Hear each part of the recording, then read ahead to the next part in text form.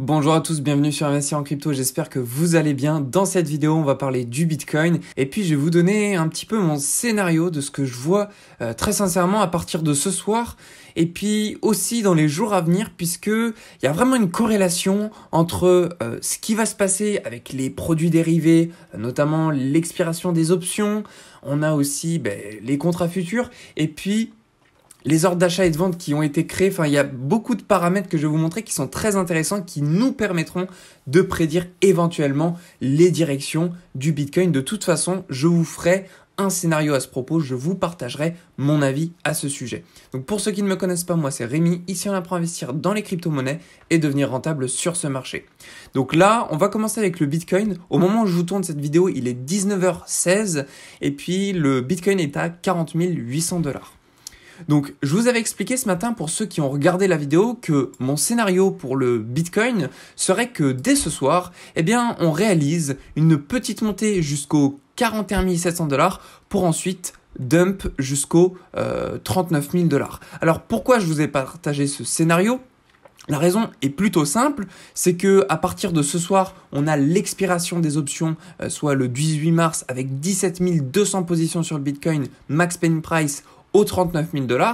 Et en plus de ça, on sait qu'on a énormément de personnes ayant pris des positions acheteuses. Ben oui, parce que si on corrèle, vous voyez, les prises de position qu'on a eues ici sur le Bitcoin du plus bas au plus haut, on a eu plus 6%. Et ces pourcentages-là correspondent plus ou moins à ce qu'on peut voir ici sur le long short ratio, c'est-à-dire environ 65% des acheteurs. Donc ça veut dire qu'on aurait une majorité de personnes ayant pris des positions acheteuses ici entre le 16 mars 4h et le 16 mars 18h. Donc c'est-à-dire que juste en dessous, on a beaucoup de personnes à aller chercher liquidation et stop loss. Donc c'est la raison qui me pousse à dire qu'effectivement le Bitcoin pourrait valider cette target des 39 000 $, le max pain price. Mais ce qui me donne encore plus envie de dire qu'on ira vraiment pile sur cette target-là, c'est que je vais vous montrer ici les liquidations à prendre. On en a un petit peu au nord. C'est également la raison pour laquelle je vous ai dit qu'on pourrait repartir rapidement en haut pour ensuite partir au sud. Après, je peux me tromper, mais c'est vraiment le scénario auquel je crois le plus, là où il y a le plus de probabilités. Et puis, vous voyez, au sud, on a vraiment beaucoup de personnes à aller chercher. Donc, pourquoi on s'en priverait? Et puis, le pic de liquidation s'arrête vraiment jusqu'aux 39 000 $. Si on veut aller encore un petit peu plus loin, on pourrait aller maximiser ces prises de liquidation jusqu'aux 38 700 $. Si je vous étire ce graphique, vous allez voir, c'est plutôt intéressant parce que quand on zoome, on peut voir vraiment là où il y a des creux ou même où est-ce qu'il y a les plus grands pics. Par exemple, ici, on pourrait s'arrêter pile aux 41 700 $ pour ensuite repartir ici autour des 39 000 ou ici 38 700 $. Alors tout ça, ce n'est pas que sur ce graphique. Je peux également vous le corréler avec les zones de prix qu'on a sur le Bitcoin. C'est pour ça que c'est super intéressant. Je vous prie de m'excuser, je n'avais plus de connexion Internet. Donc, on est reparti pour les explications. Je vais vous montrer les graphiques. Vous voyez, on va avoir quelque chose là de très intéressant puisque en plus des liquidations à prendre et que du coup, on sait qu'on a une majorité, ou on va dire presque, vendeuse au moment où on est arrivé ici. Alors, je parle de presque majorité puisqu'on a quasiment jamais une majorité vendeuse sur le Bitcoin, c'est toujours plus d'acheteurs, mais vous voyez, on s'est rapproché ici à 45% de positions vendeuses à partir du moment où on était arrivé autour des 41 000 $.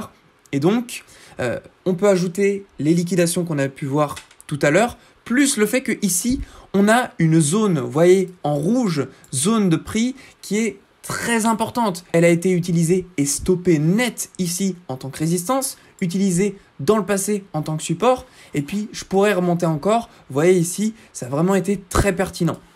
Donc, c'est la raison pour laquelle tout me dit que si on a une target à aller chercher à la hausse avant de dump jusqu'au max pain price aux 39 000 $, ce serait d'aller chercher au maximum une mèche jusqu'aux 41 700 $. Alors, comme j'ai pu vous le dire, si j'avais un trade à prendre, chose que justement j'ai fait puisque j'ai mis un ordre de vente, comment je me suis positionné? C'est très simple. Ce que j'ai fait, c'est que mon ordre de vente, je l'ai positionné ici aux 41 700. Mon stop, je l'ai mis au-dessus des 42 200, c'est-à-dire je l'ai mis aux 42 400. Pourquoi? La raison est plutôt simple, je vais vous l'expliquer, c'est parce que ici, on a la zone des shorts zone d'OTE, Optimal Trade Entry, à partir des 42 200 $. Donc je sais pertinemment qu'à partir de cette zone-là, on aura des difficultés à passer. Et puis, comme le train est chargé, puisque c'est-à-dire qu'on a beaucoup d'acheteurs, on aurait vraiment, je pense, tout intérêt à repartir à la baisse plutôt que de continuer cette hausse. En tout cas, ce sont les probabilités qu'on peut en faire. Maintenant, si je vous corrèle tout ce que je vous ai expliqué sur le graphique de prix, je peux vous le montrer ici. Et qu'est-ce qu'on peut voir sur ce graphique-là? Les petits trains en jaune nous indiquent des ordres de vente ou des ordres d'achat très conséquents, monétairement. Donc là, vous voyez, qu'est-ce qu'on peut voir ici? On peut voir des ordres par exemple au 43 600, ici au 42 600, mais si on zoome, qu'est-ce qu'on peut voir juste là? 41 800, ici 41 730, là 41 713. Donc qu'est-ce qu'on peut se dire? On peut se dire qu'effectivement, cette barrière dont je vous ai montré la zone de prix juste ici au 41 700, on aura du mal à la passer puisqu'on a des ordres de vente. Donc c'est la raison pour laquelle personnellement, je me suis positionné avec un ordre de vente. Et la target potentielle, comme je vous l'ai expliqué, c'est les 39 000 $. Ça, c'est le premier take profit qu'on pourrait réaliser. Maintenant, on peut se mettre aux 38 700 si on veut gratter un petit peu. Moi, je pense que je m'arrêterai aux 39 000 $, chose que je n'ai pas modifiée encore, mais je vais le faire puisque mon premier take profit, je l'avais mis aux 38 700 $. Je l'avais configuré hier. Donc voilà pour ce qui était des explications. Et en plus des 38 739 000 $, target potentiel que je vous ai évoqué, du 1 au max pain price, 2 aux liquidations, et 3, on pourrait rajouter le volume profile juste ici, aux 39 000 $, eh ben, on peut voir qu'ici, sur notre graphique, on a des ordres d'achat pile sur ces niveaux-là. Alors, je vais regarder ici, 38 800 $, ordre d'achat. Ici, 39 000 $, ordre d'achat. Alors ceux-là ont été juste enlevés à partir de 14h20. Mais vous voyez qu'ici, 39 300, 39 400, on a des ordres d'achat. Donc on sait que ça va être des potentiels targets sur lesquels on aura de la stagnation. Donc on pourra au minimum prendre les personnes ayant pris des positions acheteuses. Je vais vous remettre un graphique vierge juste ici. Et pourquoi pas aller chercher cela? Mais je pense qu'on aura une stagnation ici. Et puis si le prix nous donne envie de partir plus bas, c'est-à-dire que on aurait probabilité d'avoir plus d'acheteurs ici. C'est fort probable. Il y en a, ils vont sûrement se dire, oh, tiens, c'est une petite correction, ça va me laisser l'opportunité à ce que le Bitcoin reparte plus haut. Ici, on aura une majorité de personnes prenant des positions acheteuses. De ce fait, le Bitcoin pourra partir plus bas. Maintenant que je vous ai dit vraiment le scénario, ce à quoi je pensais, je vais vous le résumer et après je vais repasser sur une autre explication. Alors, voilà ce que je vois. Je vois un Bitcoin partir aux 41 700 $, pic, grand maximum. Si on doit se protéger, je dirais au max les 42 200 $. Puis ensuite, un dump jusqu'aux 39 000 $, pour toutes les raisons que je vous ai évoquées. Des order blocks. On a le volume profile qui nous indique que c'est une zone de support.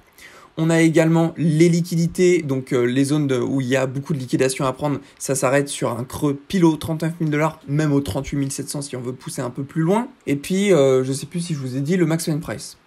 Donc c'est pour ça que là, tout ce scénario-là, c'est vraiment celui auquel je crois. Maintenant, ce n'est que et uniquement de la probabilité. Je ne peux pas vous dire là, achetez à cet endroit et vendez à cet endroit.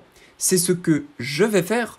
Mais dans ce plan stratégique que j'ai mis au point, je sais que si je perds et que mon stop loss est enclenché aux 42 400 $, ça ne me fait ni chaud ni froid. C'est la raison pour laquelle je vous invite à, si vous réalisez la même chose que moi, de ne pas dépenser la totalité de votre capital. C'est vraiment crucial. Je ne veux en aucun cas que vous fassiez ça. Ça me ferait plaisir. Et d'ailleurs, ce qui me ferait plaisir, c'est que si vous avez des questions, n'hésitez pas à me les poser sur le Discord. Je fais un maximum pour répondre à tout le monde. Aujourd'hui, je peux le faire puisque on est 66. D'ailleurs, ça me fait extrêmement plaisir. Merci à vous tous d'être présents sur le Discord. Donc voilà, si vous avez la moindre question, foncez, vous avez le lien dans la description. Donc voilà, ça n'a pas vraiment trop changé par rapport à ce que je vous ai dit ce matin. On est encore dans un range où on est en train d'accumuler des vendeurs et des acheteurs. C'est assez amusant. Il y a juste quelque chose aussi qui pourrait me justifier éventuellement un pump and dump.